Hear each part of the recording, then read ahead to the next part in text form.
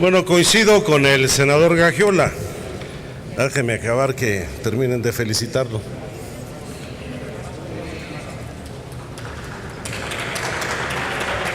Por favor. Senador Gagiola. Estaba esperando para referirme a su intervención. Me gusta siempre hacerlo de frente. Efectivamente, yo creo que como usted señala, aquí estamos confrontando dos visiones.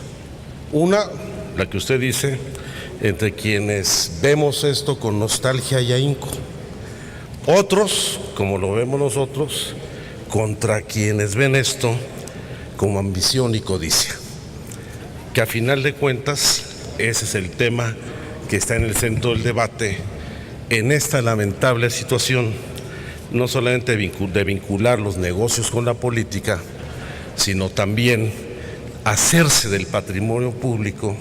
del interés público y de los bienes de la nación para satisfacer en los negocios de particulares. Yo quisiera, en primer lugar, dar respuesta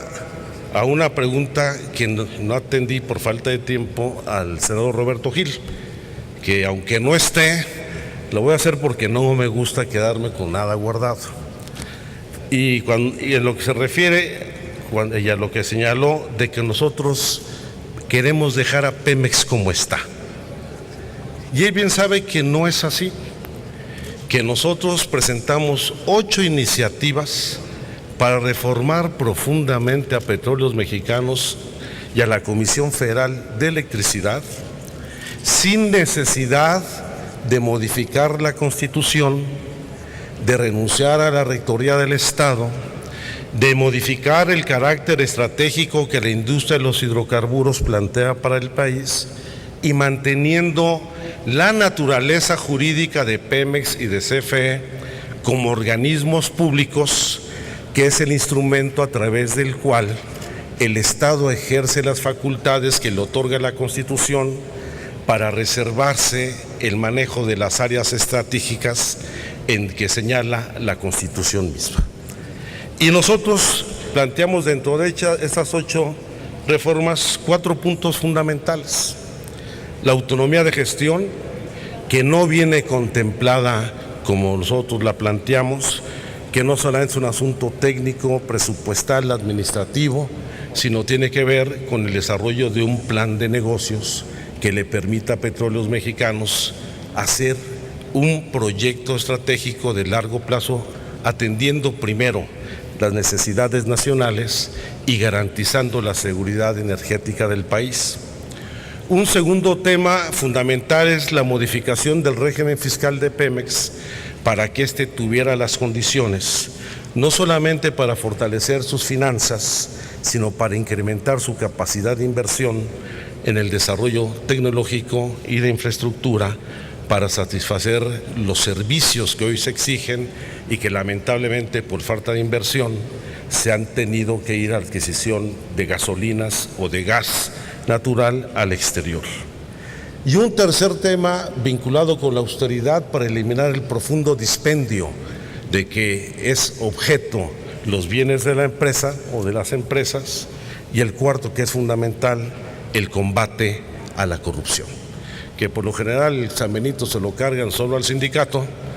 cuando la corrupción fundamental es la coalición de los empresarios y los políticos, los servidores públicos, y ahí de la responsabilidad directa del Ejecutivo Federal, quien es el presidente hasta ahora del Consejo de Administración de Pemex, o en su ausencia del secretario de Energía, quien lo representa ante el Consejo de Administración. Dicho esto, quiero pasar al segundo punto, en donde hemos señalado que tanto en la Comisión Federal de Electricidad como en Pemex se genera un estado de excepción que es lo que conduce a confusiones como la que vimos en el debate anterior, porque se establece un régimen. Voy a referirme solamente a un artículo, ya el senador Bartlett habló del régimen de remuneraciones, de la ley de adquisiciones, yo voy a hablar del régimen de responsabilidades. En el artículo 29 de la Ley de Comisión Federal de Electricidad o en el artículo 30 de la Ley de Pemex se señala con toda claridad: los consejeros, todos, ya sean representantes del gobierno federal o los independientes, con relación al ejercicio de sus funciones como miembros del Consejo de Administración, serán responsables exclusivamente en términos de los dispuestos de esta ley, por lo que no estarán sujetos al régimen de responsabilidades establecido en la Ley Federal de Responsabilidades Administrativas de los Servidores Públicos o en cualquier otro ordenamiento o disposición aplicable en general a los servidores públicos de carácter federal. ¿Qué significa esto? Que tanto el secretario de Energía como los consejeros, el secretario de Hacienda y otros representantes del gobierno federal, junto con los consejeros independientes, estarán sujetos al régimen de control y responsabilidad que se establece en la ley,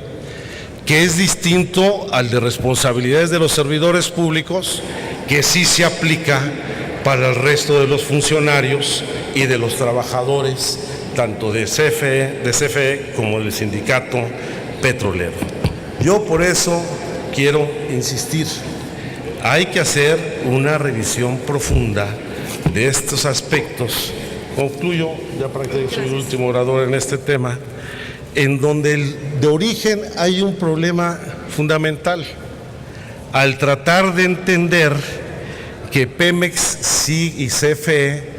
son propiedad de la nación, no del Estado como viene en el artículo 2 de ambas leyes, y que el gobierno federal no puede detentar ni ostentarse como el propietario exclusivo de estas empresas, ni puede generarse un régimen de excepción donde el derecho mercantil y civil es supletorio.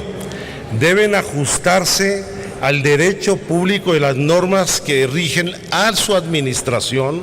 porque es patrimonio de la nación y los recursos que va a administrar son de carácter públicos. Y quizá el único matiz en el Consejo de Administración, que es la única diferencia entre estas dos leyes, es que a diferencia del Consejo de Administración de Pemex, aquí uno de los 5 consejeros que se llaman independientes es un representante del Sindicato de Trabajadores Electricistas de la República Mexicana. Creo que valdría la pena revisar bien este asunto, no hacer un régimen de excepción que tiene una dedicatoria. ¿De qué se trata generar tanta confusión?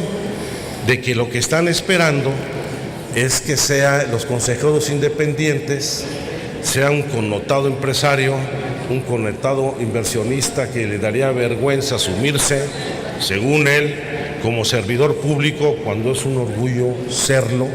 y no quieren exponerlo ni a la fiscalización y control parlamentario legislativo del Congreso, y ni siquiera a su comparecencia ante el Senado de la República, con lo cual estamos abdicando de nuestra responsabilidad fundamental. Yo espero que la ley que estamos por dictaminar, yo le hago el exhorto en ausencia al senador Roberto Gil, para que la iniciativa que tenemos en materia de combate a la corrupción y crear todo un sistema nacional de transparencia, la dictaminemos a la brevedad, y estoy seguro que entrará en una confrontación y contradicción con estas leyes. Es cuanto. Espero que haya quedado ahora sí claro. Gracias, senador.